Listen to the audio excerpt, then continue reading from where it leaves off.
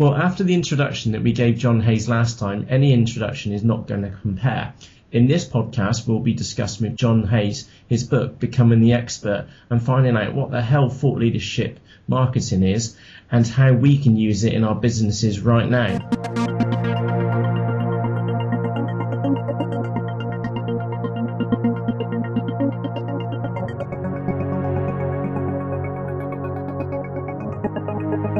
Today, a very warm welcome to our presenters. We've got Andy back again, Andy Hamilton from... Well, I'm the best-selling author of Booze for Free and from the other AndyHamilton.com. Hello.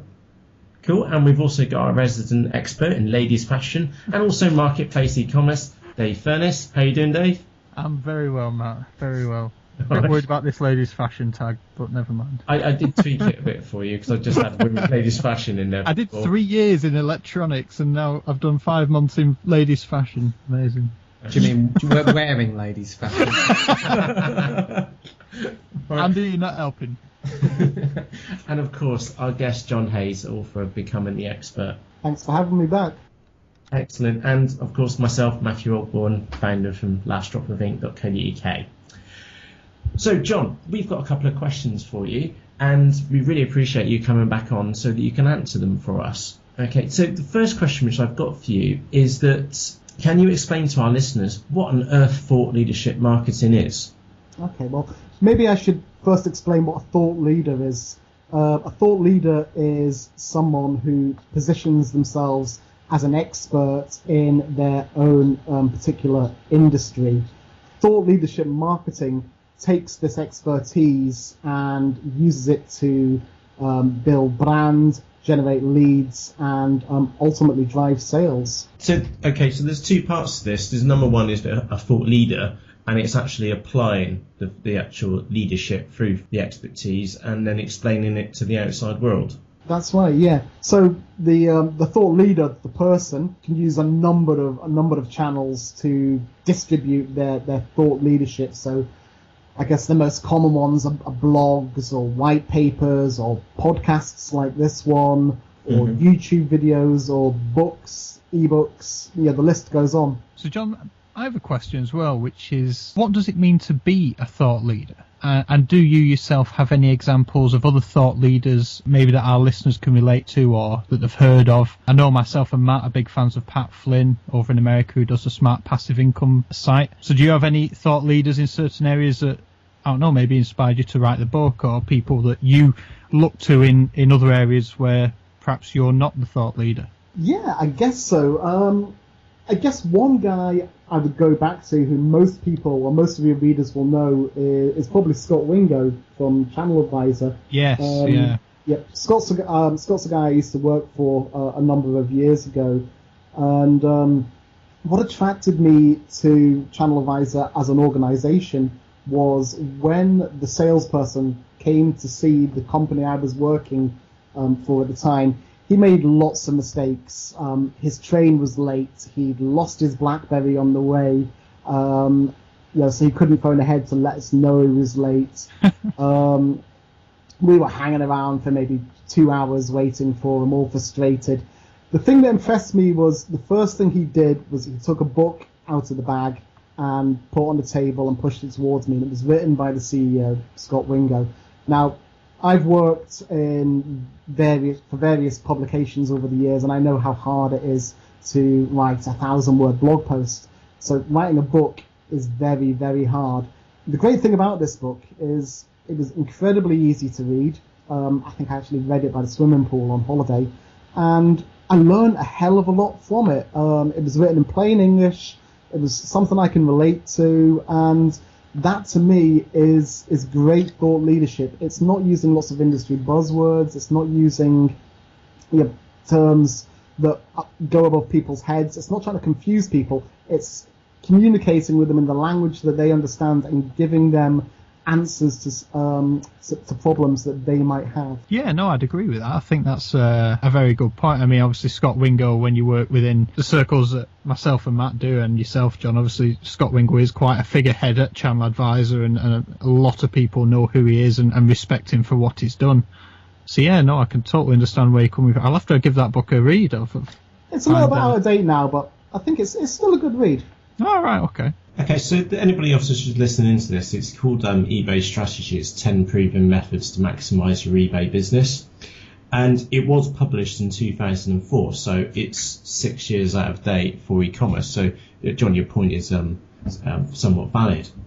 For that, it is a little bit out of date, but back when it was first published, is that it really was the leading book in this arena. Sure, and there's still some good ideas in there, and if you read blogs like Last Drop of Ink or TameBay or perhaps Dan Wilson's eBay book, you can brush up on some of the concepts in there. But I think the style of delivery is the most important thing. The way he spoke to the reader, the way he made them feel comfortable about the solutions. That's why I felt it was a great book.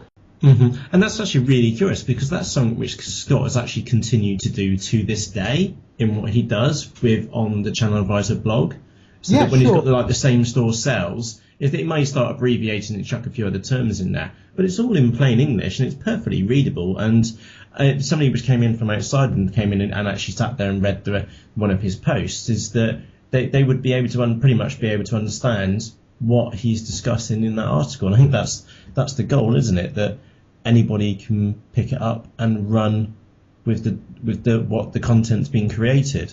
Yeah, definitely. I think he takes the theme through the blog posts. He takes the theme through any speaking engagements he does. Yeah, I think thought leaders can learn a lot from him, because he takes what is essentially, quite a dry subject. If we're talking about data feeds or listing optimization. And he makes it quite interesting.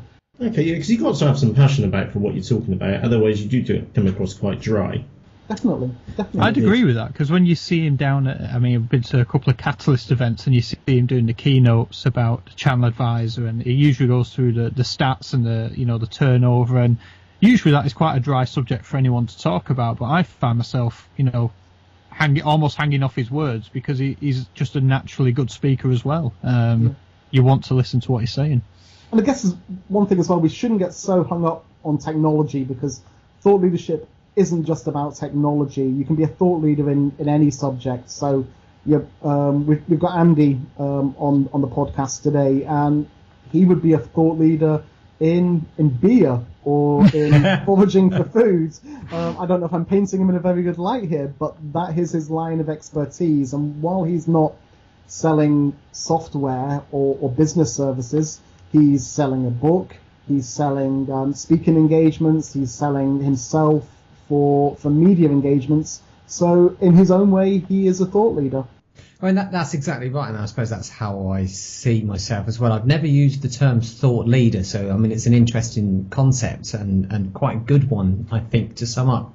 So I never quite know what to call myself, and I generally go on what other people will call me. So other people tend to call me I've been called a guru. I've been called quite a few other things, but I've been called a guru, and I've been called a expert, and various things like that. I wondered if, John, you find this yourself as well, and what you thought about the labels perhaps other people put on you.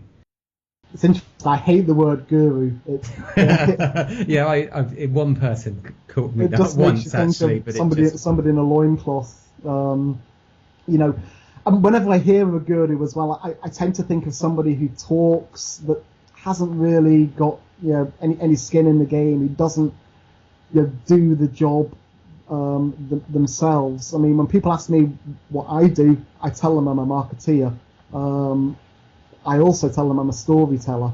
So my day job is marketing an email marketing solution. But I like to do it through telling stories which bring concepts together and make it easy for people to understand how they can benefit from an email marketing solution.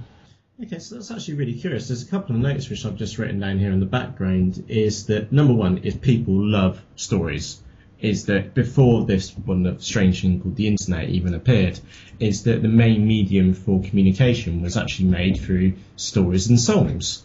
Mm-hmm. And the children's songs, even which my girls even sing now, have got much, much deeper meanings in them. And that was and that has been the way of transmitting knowledge and communicating over a long period of time. And people love stories. They kind of like get closer, don't they, as you're saying the story, and you kind of get involved in it as well.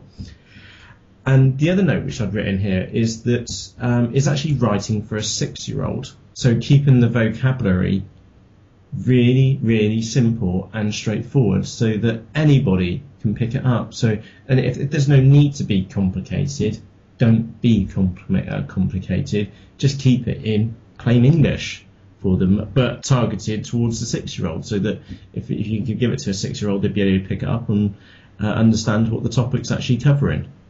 Yeah, I would say a great example of the usage of plain English is the Financial Times, because the Financial Times covers some very heavy subjects that not all of their readership will have a full knowledge of. So they try and communicate it in as easy to understand language as possible. And if you look at their weekend edition, for example, it is beautifully written and incredibly simple. So how do you approach your own writing then, John, to make sure that people can read it in plain English? I know for myself, if I'm going to write, say, the latest blog post that I've just written, I took myself back to before I knew anything about, and the latest blog post was about making alcoholic infusions. So I took myself back to before I knew how to make them, because obviously there was a time when I didn't drink alcohol, and there was a time when I didn't know how to make alcoholic infusions. So I try to imagine how I was, those years ago. Do you approach your writing the same, and is this how you sort of, portray your book? Yeah, sure. So one of the mechanisms I like to use is to use individuals, other people, as examples. So if I'm writing about email marketing, for example, I would like to find somebody who was new to email marketing, who perhaps had a problem or needed to find a solution, and I explain how they solved their problem. That way the reader can say, okay, well, this guy's an online retailer. He's had this problem. I've had this problem. I can put myself in his shoes, and I can see a way forward myself. So I like to tell stories based on factual people and their everyday problems, and I like to help them solve those problems by showcasing how other people did it.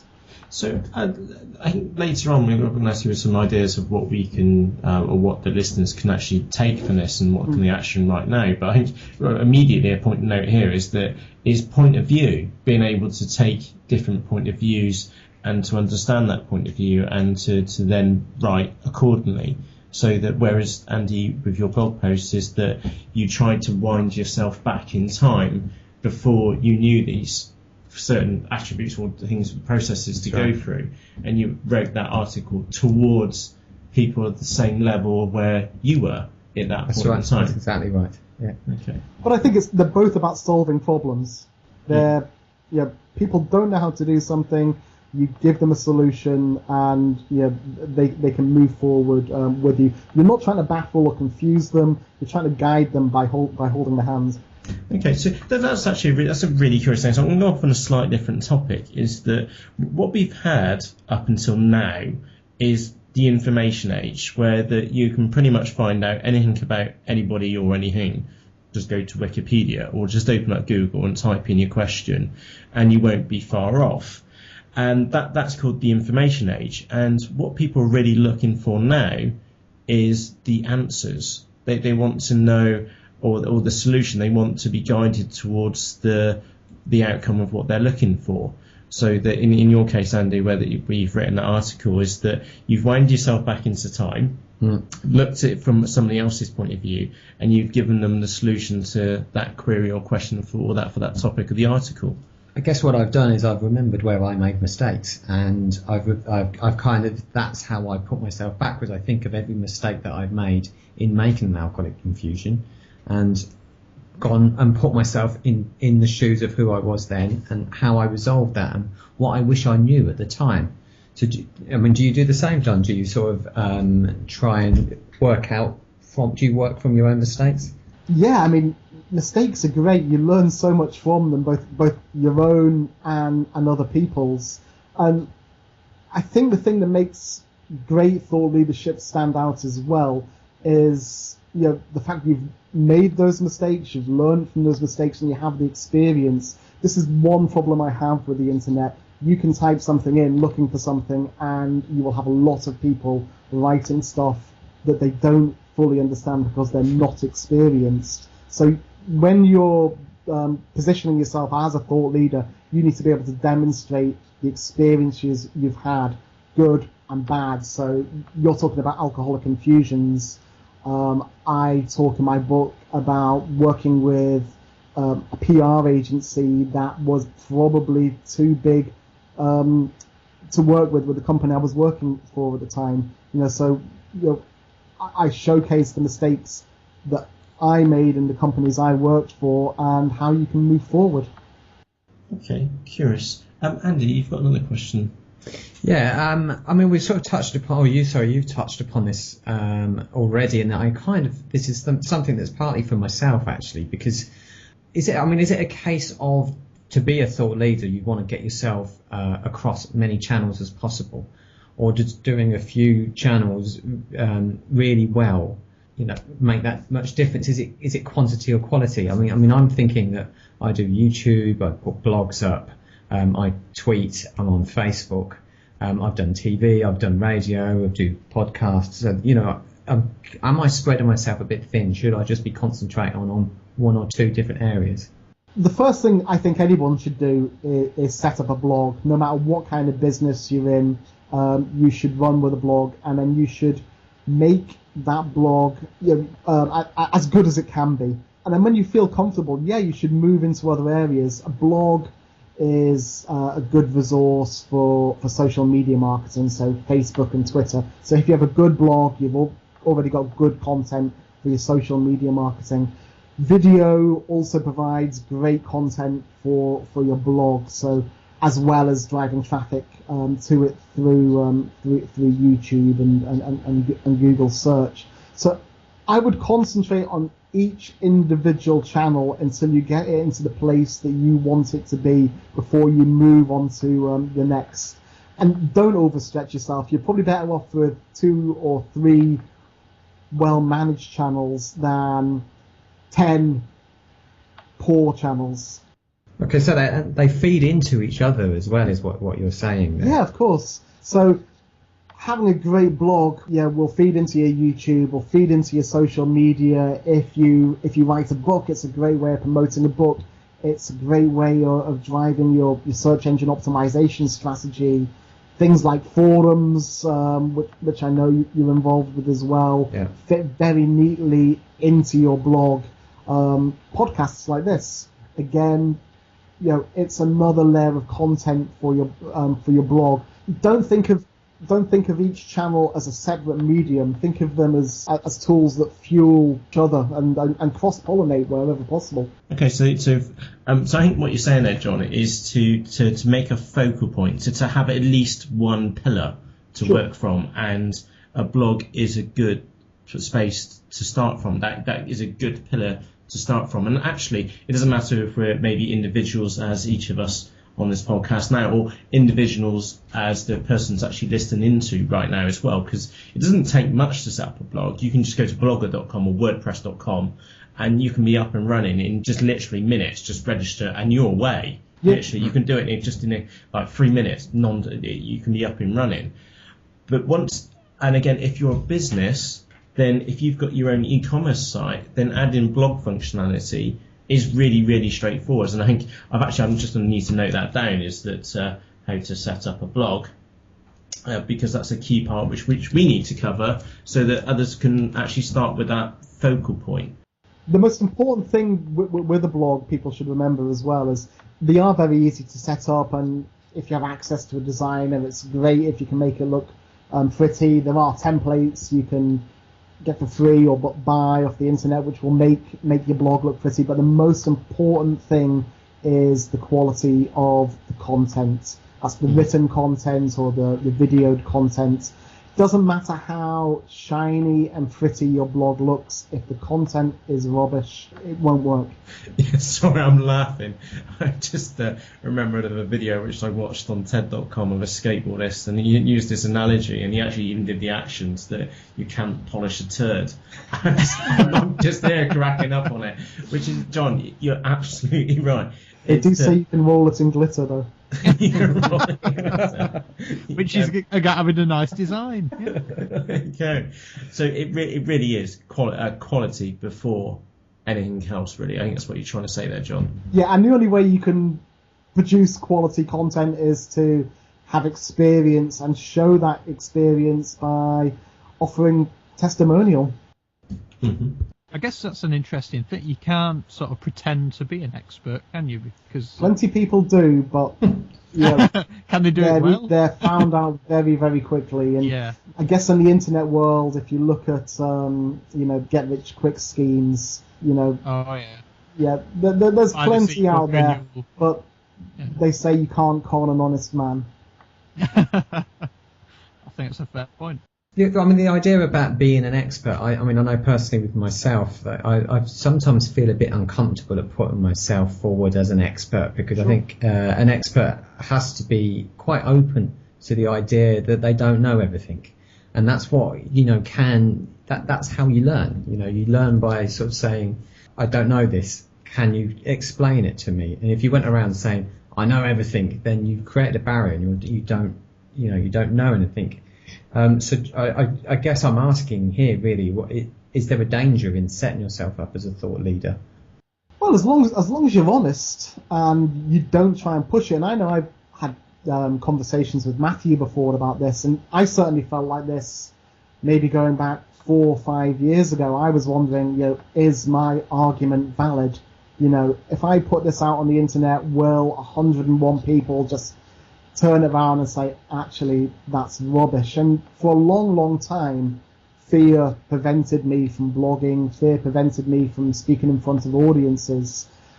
But you've got to look at your experience. I've worked in the online world since 96, 97. I've worked with a lot of small businesses in e-commerce, in email marketing, in pay-per-click advertising and affiliate marketing and marketplaces marketing. You can't do that for so many years without having an opinion about how things work. And if you back them up with testimony, if you showcase your customers and you showcase successes and you talk about failures and what you've learned from those failures, I think you're in a good position. But you're absolutely right. You don't start writing about things you don't know about. You can use your social media presence, perhaps, or even a blog, to ask for people's input. If you have your own blog and you ask for input in there, that's great, because you're getting more thought leadership content coming into it, if you like, and creating a conversation about your brand or about your personal brand. Yeah, it's really curious on that, John, because we had a post in the forums, and it was from a set of articles. It was a pair of articles which I wrote maybe 2 years ago about using multiple eBay IDs and personas on eBay. And the guy, M65, was actually questioning, was this still viable? But I went back to him and said that I haven't got the time to answer this properly, but I will be back to you when I can. And I actually decided that it was actually better to write an entire article to cover the subject in full, because what I covered back then worked, and it will still work today. But the problem is that there's a massive question mark around it, because it may not work tomorrow because of other changes going on in the eBay marketplace for it. So as far as feedback and being responsive to what your listeners and other people leaving comments on the work which you create, is that they can take it in new directions which you've not even considered. So maybe in the back of my mind I thought, I could go back and look at that. But somebody's brought this up, we grabbed it, and then just taken it and ran an entire 1,600-word article on it and covered it from start to finish. In fact, it's even raised even more questions on from there. I think one of the key points there is things change. The other thing to think about as well is, you've got your opinion, other experts or thought leaders might have their opinion. How do you validate your opinion? You back up with testimony. You talk about people you've dealt with in the past. You talk about their successes. You back everything up with the expertise or the experience you've personally had. Yeah, and the other one is just try and keep with positive experience. So if we just quickly go back to the old saying, don't shoot the messenger, is that if the messenger was delivering great news, then he'd be treated to a meal and brides and whatever. But if the messenger was bringing bad news, then his life was on the line and most likely going to get shot. And you just can't distance yourself from bad news. So don't cover bad news. In short, always try and stay on the positive side, and it reflects off on you. I mean, I guess you can cover bad news. I mean, in the e-commerce world, we're looking at things like Google Shopping. The free feeds going away next year in the UK. That's going to be bad news for a lot of people. The good news is it's going to see them through this Christmas. The good news is there are 101 other ways of driving traffic through your website. Some of them will take a lot more work. Some of them will involve costs. But this product feed is going away, so get solutions in place now. That's the good news. I mean, of course, you can do it now because we've got a year to do something about it. So that, for example, if the last drop of ink that started 3 years ago, is that the ball's just been rolling. And now that if we know that Google Shopping's going, and it's going in a year's time, we can do something about it. It's not like click and it's gone. We know we've got advanced warning and can start putting the wheels into motion. Okay, so Dave, you've got a question as well, haven't you? Yeah, I think we hit on it a little bit earlier, but the question I have is, what actionable steps could us or our listeners use right now in their business to leverage this thought leadership to their advantage? Okay, so the first thing is, no matter what kind of business you're in, and yes, we have touched about this before, is set up a blog and start getting some good content on that blog. Now, you might say, well, how can a retailer use thought leadership to their advantage? But I guess if you think about it, if you are a retailer of gardening products, you can talk about gardening. You can talk about when the best time to dig your garden is, how to cut your grass to have a perfect lawn, when to plant seeds, and all of these articles can link back to items in your e-commerce shop. If you're the retailer of fishing equipment, you can talk about what rods to use, what reels to use, what hooks catch what fish. You can even get your customers to blog on your behalf. You can get them posting pictures of big fish they've caught with tackle they've bought from your shop. So you're using that blog to position yourself as somebody that's involved in the community in which you work on. Once you've got your blog in place, that's when you start working on your social media channels. Now, you do that for 2 or 3 things. 1, to drive traffic to your blog. 2, to engage with your followers and readers, and to ask them questions, to get them talking back to you, to give you more ideas and perhaps send you content in. And 3rd, to share special offers. A lot of online retailers will just promote and broadcast through the social media. They won't have anything to go back to, and that's not what social media is about. And that's why a lot of people think social media won't work for them, because they haven't got a channel to actively promote through that. So, number 1, we need a business in the first place. Okay, so we're assuming that the listener right now has a business, so that they've got their own website, or they've got their eBay presence or Amazon presence or Etsy presence, for example.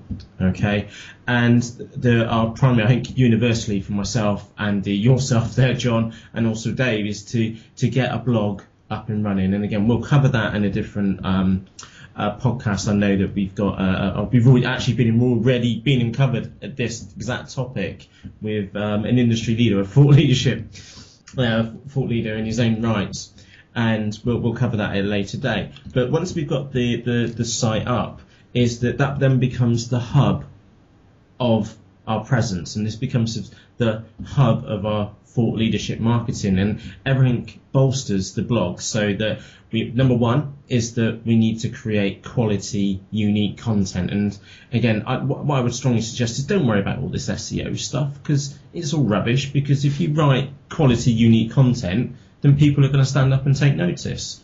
Again, if you're in an absolute niche, so that if it's if you've got an interest in, say, tent pegs, for example, then that is a tiny little niche. Whereas that if you're doing something much larger, so that if you're doing widescreen TVs, for example, then your niches are going to be completely different. But you're still going to go into traction because you're focusing upon one area and doing it really, really well. And Andy in the background has written a really interesting note here as well. I mean, one thing that I noticed when having run now one blog and another website, is that you really have to have patience with the blog. Because I always notice this when I go to, especially like now I'm writing the next books about beer, so I'm going to different breweries and looking at their websites, and a lot of them have blogs attached because obviously they know the importance of it, but they seem to have lost interest after about 3 or 4 blog posts, and it tapers off, and it just looks a bit sad that you've got one blog post from 2006 sitting up there and nothing else since. Or I occasionally would say if you don't nurture your blog, you know, it will look like your business has gone out of business, and the internet is littered with millions of dead and dying blogs and dead and dying social media feeds. You've got to nurture it, and when you first start blogging, nobody will read it apart from maybe you and your mother. But as people find your blog posts, and as they start getting retweeted and posted to Facebook, and they become viral, it'll snowball. And it's like a lot of things in online marketing. Affiliate programs take 3 to 6 months, maybe even a year before any decent commissions start coming in. It's exactly the same with blogging.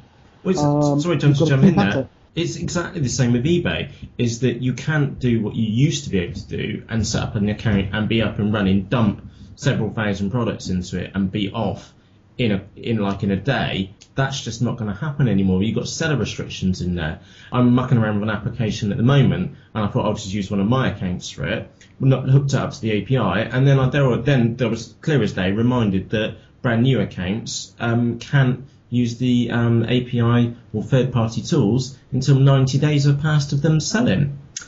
And so the eBay, that's not a quick game anymore. The Amazon, that's 3 to 4 months before you're going to even get access to the buy box. Now, there are a couple of exceptions in both these instances with like the red carpet scheme of Amazon, and then eBay, if you've got linked accounts, then you can make these doors move quicker.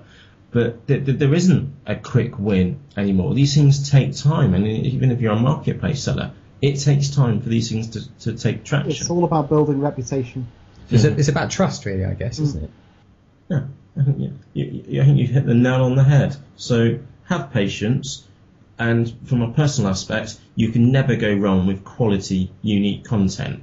You can never go wrong. And then John, you mentioned about that with Google. John, a couple of minutes ago, you mentioned about with Google, is that what does Google want? Google wants fresh, quality, unique content, and all you've got to do is turn up. I think that's 90% of the battle. It's just turning up. Turn up once per week. Make a podcast once per week. Put an article out once per week. And we were discussing in a podcast as well about leaving reviews, is that just get a customer to leave a review for 1 in every 10 sales, or one review every 10 days, and that was the rule which we picked off Amazon. That Amazon was getting for each product, they were getting 1 review every 10 days, and that's perfectly achievable. But the items which we looked at, they had like 164 reviews, wasn't it? That's right. On over 1,600 and some days. It's really, when you look at it like that, it's really easy. So all you need to do is just turn up once per week.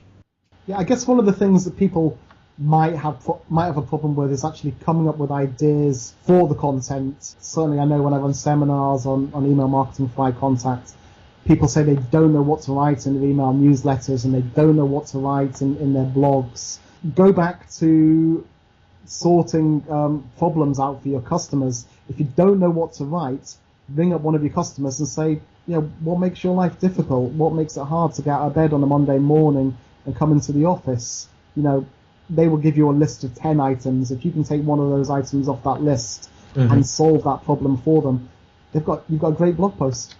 Okay. And again, I think that's definitely something which we should cover as well. Maybe ideas and suggestions. Maybe a list of 10 suggestions which you could do to get to write your first post, or to get you past your third post. Go past the obvious ones which are about you in the first post which you create, but ideas which you can maybe use, such as that, phoning up on asking one of your customers. I think that's something tangible which the listeners can pick up and go and run with and actually go and take away an action.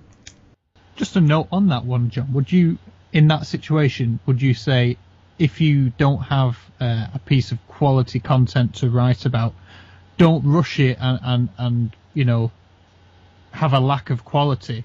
Go and find the quality content that you're after. Basically, don't just publish any old rubbish because you feel you need to stick to a timetable. Keep it relevant and keep it interesting. This is the internet. Do the homework and the content. There are no deadlines online, so I think people that set deadlines for blog posts or weekly email newsletters are creating a rod for the back, because what normally happens is the day before the post is due to go out, they start looking for articles, they start panicking, and they just put any rubbish out there. So what I tend to do is I'll have a whiteboard in the office, and if an idea comes to my mind, I'll write the idea down on the whiteboard, and another idea will come to mind, I'll write that on the whiteboard, and then I've got all of these ideas in front of me, and then when I have the time to write a blog post, I can look up at the whiteboard and think, okay, that's a good idea, I'll go with them. But if you don't have anything interesting to say, don't say it. And if that stops you from blogging, maybe you should look for another job, because if you can't find something interesting to say about the job you're in, particularly if it is your own business, you're in trouble.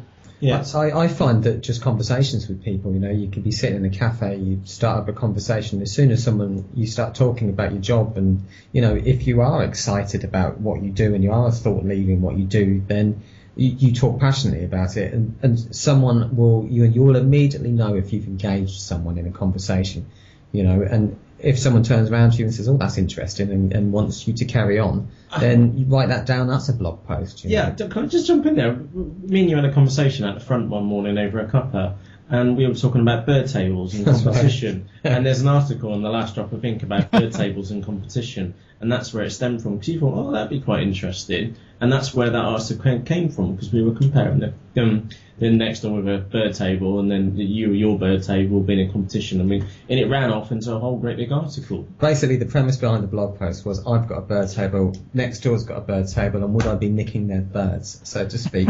But no, more birds come to both bird tables. And that just came from a little conversation in everyday life. So, I tend to walk around with a notebook in my back pocket and scribble these things down. Mm-hmm. Or, most people, if you've got an iPhone, you've got a voice recorder on that.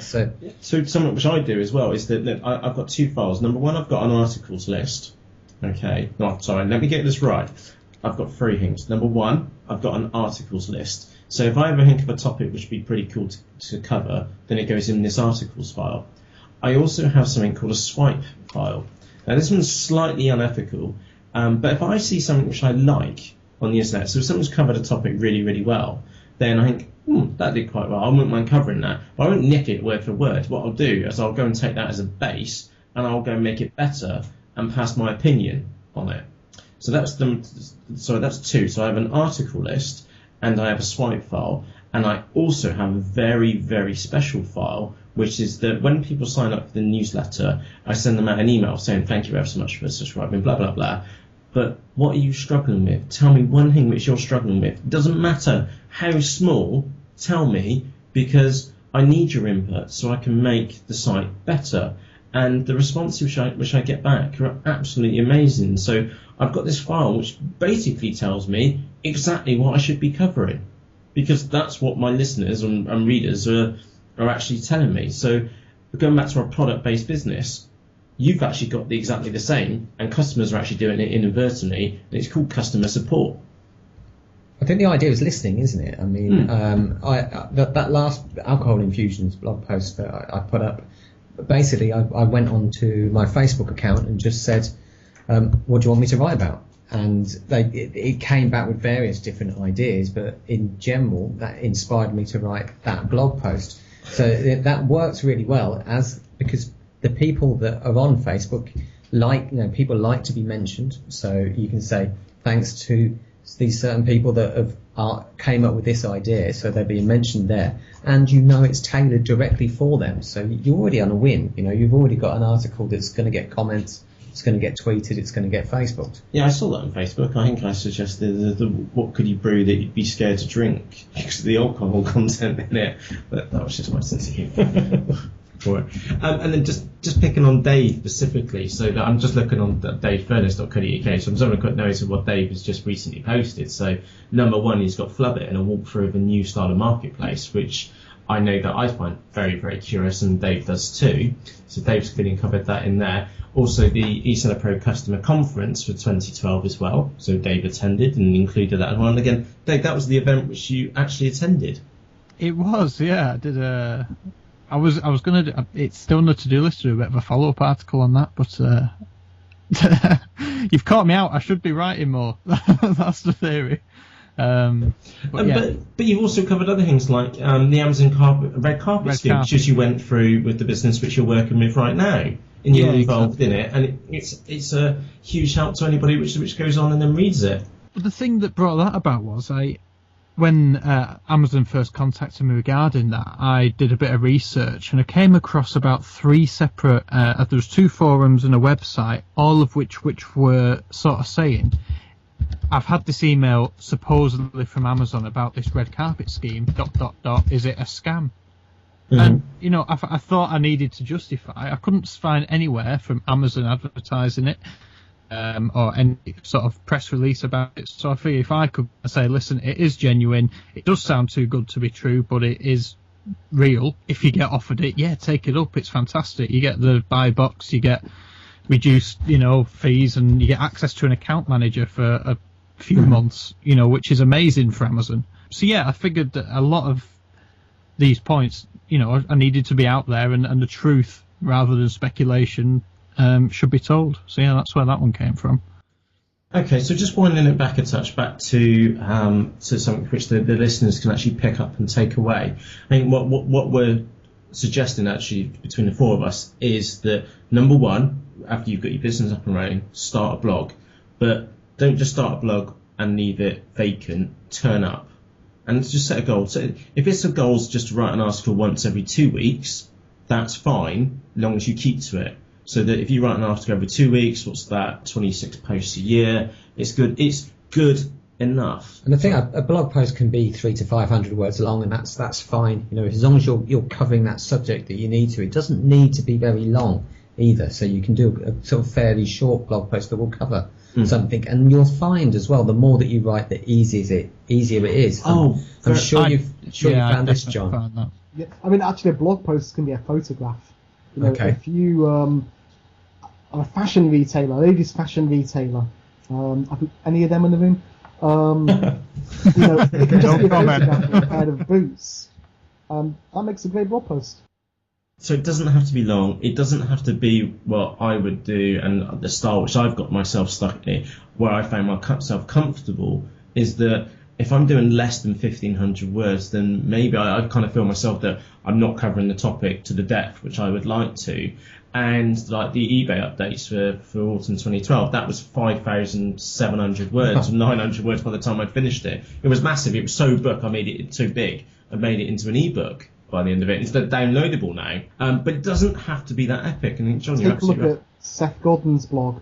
His posts sentences long. Oh, Yeah, fantastic blog, yeah. 2 paragraphs, and sometimes it's just a couple of words, isn't it? And it's just amazing. It's just like a little reminder when you go, oh yeah, he's right. Yeah.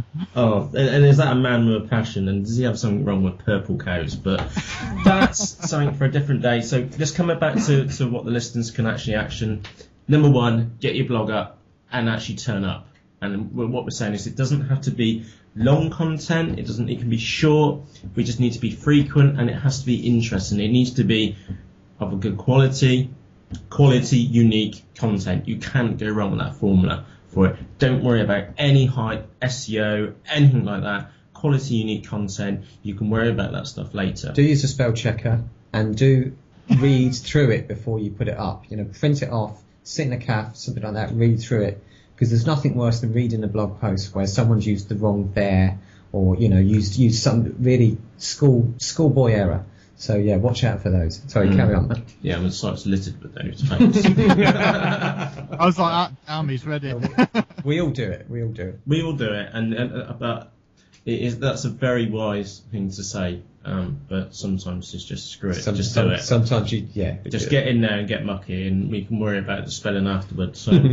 For it. And then you can use that as the hub, so that, as John, as you were saying, you can then bolster the blog with maybe products or e-commerce site to feed the blog, or the blog to feed the e-commerce site, or to feed the eBay, or to feed Amazon. And again, if you think about this as a retailer, let's say that you've got a couple of different assets. Let's say sales channels. Let's say you've got a retail store.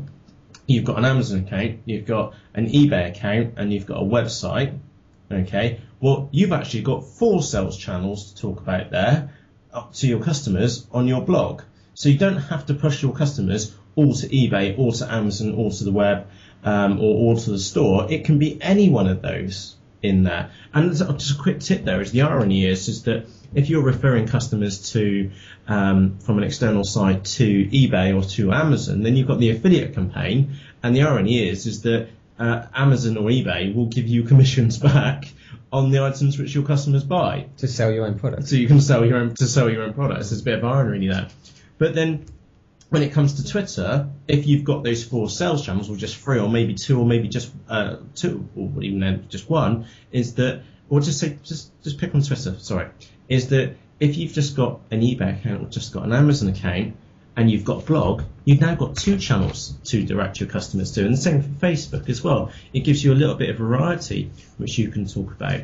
And also to bolster the hub is that's where you can go off into other social media channels. So Pinterest, for example, you can go off to YouTube. So last year I dabbled an awful lot in YouTube, and I'm looking at my video equipment thinking, I really need to get that back into. And if I start to produce some video content, then I've now got the means to market it, because I've got the blog, the middle spoke of the wheel, and I've got the other pieces around it, the spokes. So I've got Twitter, I've got Facebook, and I've got the blog on there, and I've got YouTube on there, and I've got my other channels to drop that content into. And John, you were absolutely bang on. One complements the other. So John, where can people find out more about you and Thought Leadership Marketing? Okay, well, the book, Becoming the Expert, Enhancing Your Business Reputation Through Thought Leadership Marketing, is available for Amazon Kindle. It's also available in the iBook store for your iPad. It's also available for the Kobo e-reader as well, if anyone has one of them. From Amazon, it's available from the iBook store. And of course, you can download the first section of the book free of charge if you want to dip your toes in the water and have a read of it first. Excellent. And they can find out more about you at becomingtheexpert.co.uk. Exactly. Okay, and what are your other bits? We talked about spreading yourself across the internet. You must have a Twitter handle. If you've got a Facebook page, if you've got all the rest of it, where else? Yeah, sure. So you can find me on Twitter, John_W_Hayes, or on Facebook, facebook.com/becomingtheexpert. Sweet. Brilliant. Cheers. I just want to throw this out. I fully endorse Becoming the Expert. Fantastic book. He's a good man. Excellent. Well, it's a good book. Well, thank you. It is. There you go. Thank you very much for your time this evening, gents. Thank you. Thank you very much. Hi, it's Matt here, and I just wanted to add this extra little bit on the end, just to thank you for taking the time to listen to this podcast. And if you've got any feedback for any four of us, so that's myself, Matt, Andy, Dave, or John, please let us know on thelastdropofink.co.uk, and thank you ever so much again for taking the time to listen to this podcast. Cheerio!